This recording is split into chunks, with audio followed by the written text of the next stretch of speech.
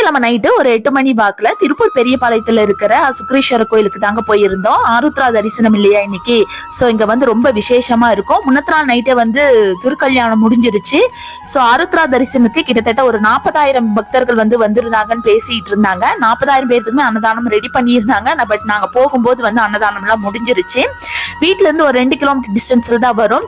காலையில இருந்து நல்ல கூட்டங்கிறதுனால வந்து பாப்பா வச்சுக்கிட்டு அங்க போய் ரொம்ப நேரம் நிக்க முடியாதுங்கிறதுனால நைட் டைம் போயிருந்தோம். சோ அப்படியே லைன் நெல்லு சாமி எல்லாம் கும்பிட்டு தரிசனம் எல்லாம் முடிச்சுட்டு வெளியே வந்தாச்சு.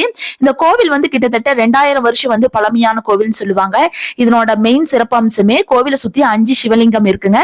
சோ எந்த விசேஷம்னாலும் நாங்க பக்கத்துல இருக்கிறதுனால அடிக்கடி இந்த கோவிலுக்கு தான் போவோம். சோ சாமி எல்லாம் கும்பிட்டு வெளியே வந்தோன்னே கடைவீதியை பார்த்தோன்னா நம்ம குட்டீஸ்க்கு சொல்லவா வேணும், பயங்கரமா குஷி ஆயிட்டாங்க. அது வேணும் இது வேணும்னு கை நீட்ட ஆரம்பிச்சிட்டாங்க.